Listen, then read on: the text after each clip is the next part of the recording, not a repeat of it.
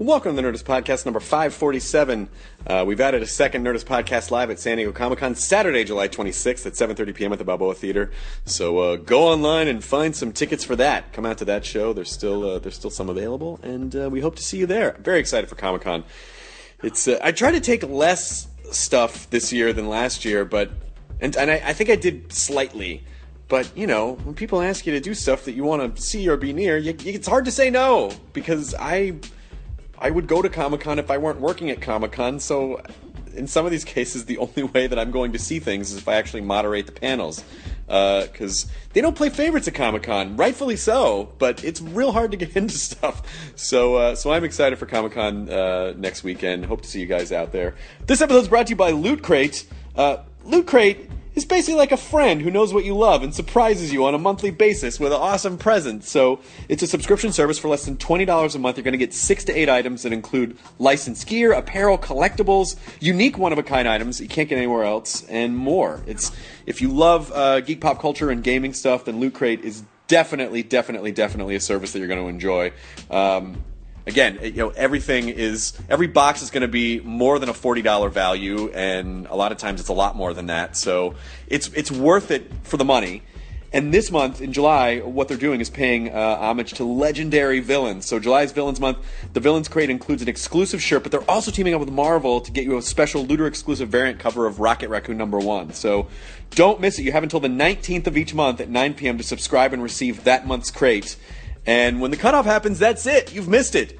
So hop on. You still have a couple of days left to get in on July Villains Month. Make sure to head over to lootcrate.com/Nerdist. Enter the code Nerdist to save 10% off any new subscription. Thanks to Loot Crate for sponsoring this episode of the Nerdist Podcast, which is Carol Leifer. Now, Carol, if you don't necessarily know her by name, she is an epic comedy writer. She wrote on Seinfeld. She's written on Larry Sanders. She's written on a ton of amazing stuff. I knew her as a stand-up when my comedy brain was developing, when I watched every stand-up special in the 80s. But she's so smart and so cool and so funny, and I really enjoyed having her on the podcast. So when I found out that she had a book coming out, which is called How to Succeed in Business Without Really Crying, I wanted to have her on and just sort of talk. But it was really, these are the moments that I really relish as doing this podcast, is, you know, all these people that helped influence, you know, the path that I would ultimately take later in life when I was younger. Just getting to sit down with them, and the fact that they know who I am trips me out.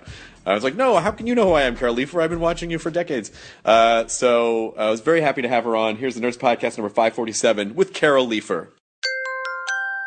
Now entering Nerdist.com.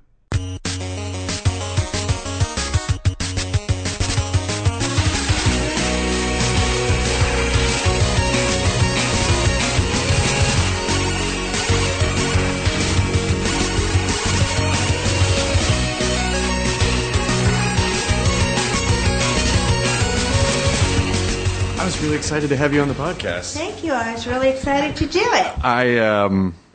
My young life, I mean, I was such a huge comedy junkie when I was growing up. Uh-huh. I must have seen you on a million, everything, like a Dangerfield special. Absolutely. And all of the, I'm sure you must have done Evening at the Improv and Caroline's. Yes. And all that craziness. Yeah, I think about that Caroline's thing, because Evening at the Improv, Caroline's I hosted, right, but Evening at the Improv I was on, and Vincent Price introduced me. What? In 1981, okay? And he introduced me as, please welcome Carol Leifer.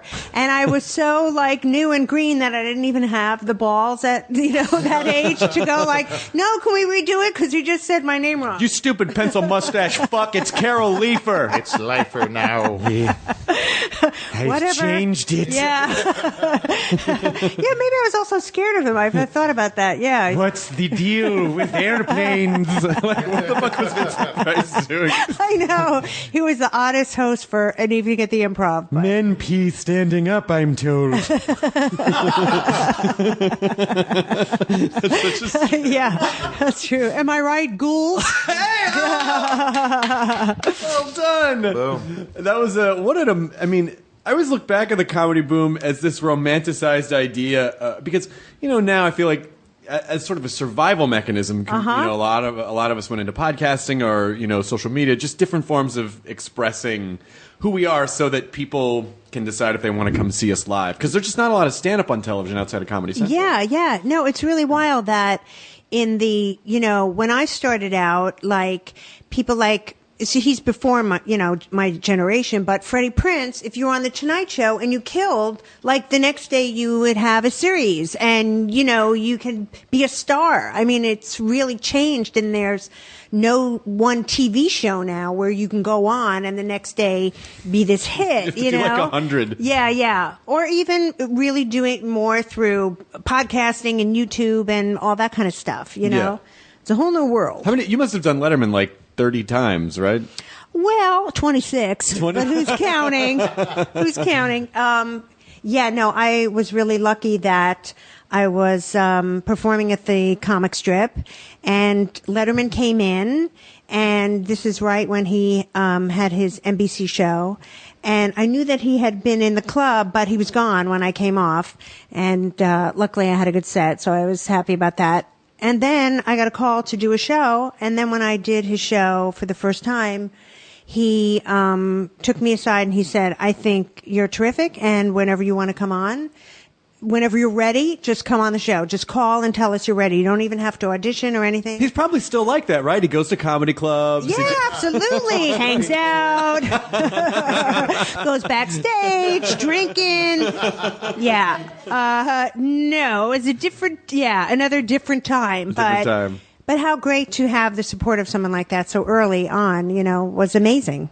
But it was a time in comedy where it seemed like you basically just perfected a bunch of 5-minute sets for everything because if there were so many, every channel had, you know, a ton of shows. Did you repeat a lot of material? Did you feel like, no, I have to do a different 5 minutes on everything, or did you mix it up? What was your? I kind of mixed it up, but well, with Letterman, it always had to be a new 5 minutes, so I was always in the clubs and working on my, you know, next set, my next 5 minutes to go on the show with.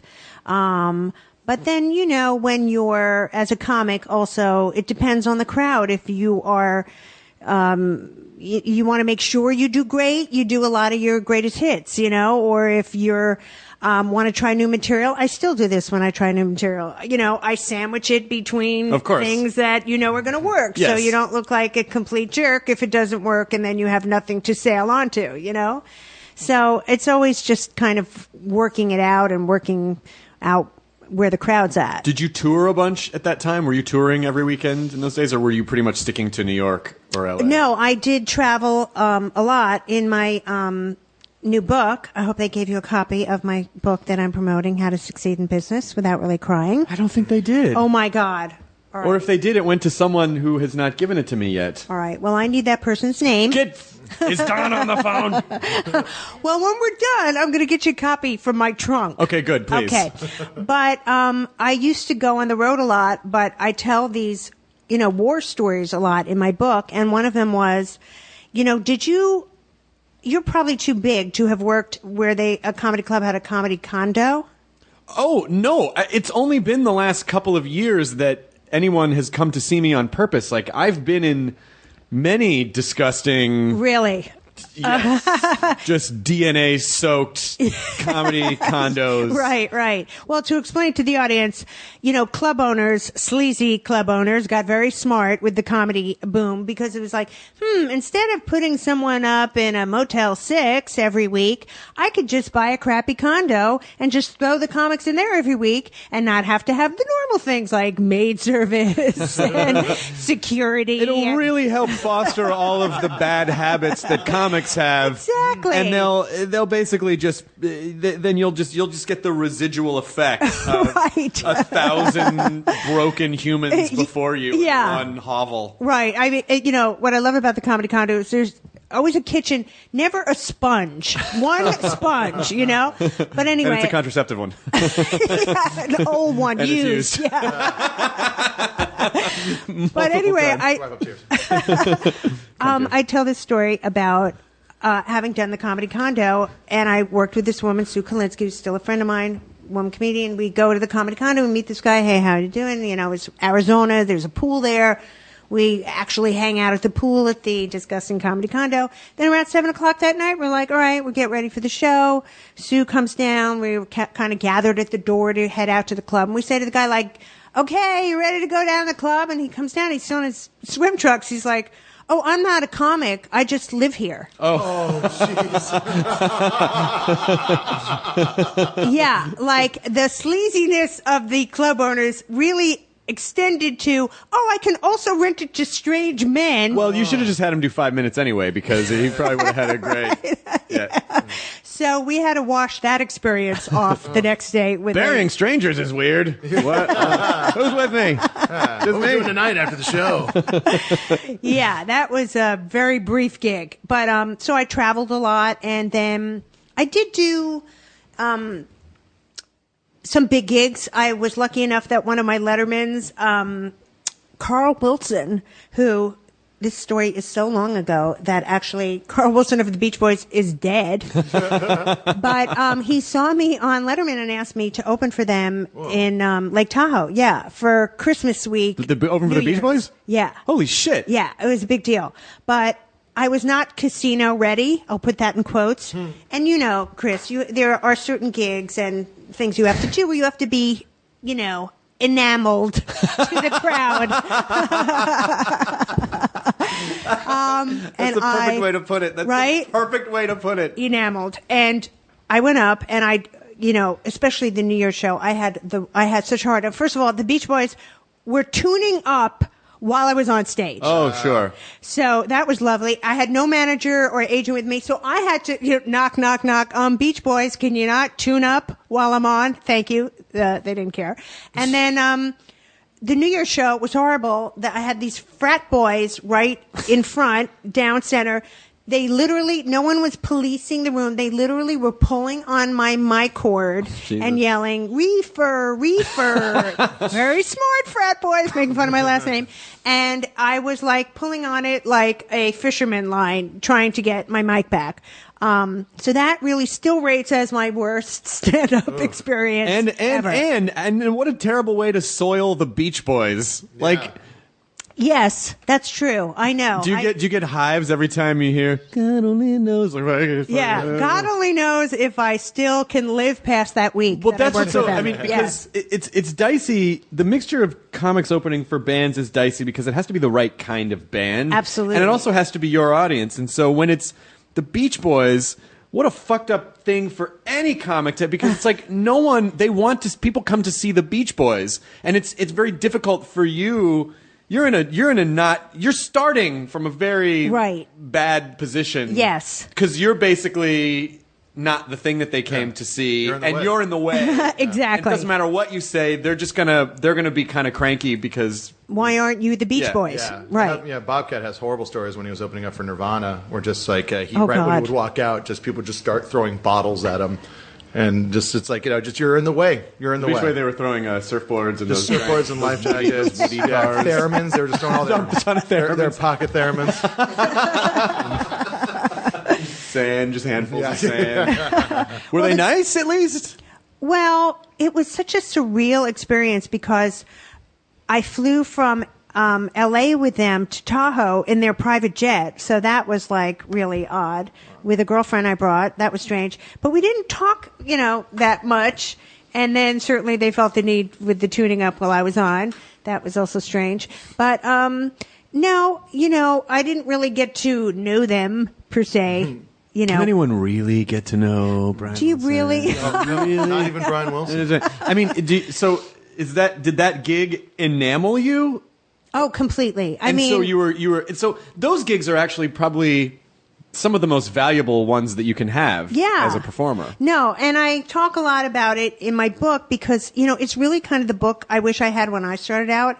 And I really say over and over, like, anybody who does stand-up knows you've got to suck to get good. Mm-hmm. There's no way around it. You have to fail a lot. So I always say to people, don't be afraid of failing because you're supposed to be doing that. And those gigs, like my Beach Boys gig, those are the things that really, enamel you up to be able to do all the other things that you go on to do. And they toughen you up and make you the better performer. Were you good on the road in terms of... emotionally, did you have like the enamel to handle the road? Just because when I started touring, what I discovered was that you can, I mean, not to bum anyone out who's going to see a comedy show, but you can get kind of depressed after like the third or fourth show or fifth show where you go back to your room and you're just like, all of a sudden you're just alone and you've basically scooped out all of your emotional energy on stage and you're just kind of like, I feel weird. Did you feel that at all? I don't know. I like traveling. I mean, I'm one of the few people, I still like flying and going to gigs, and I always found that with other comics. Like, there's a certain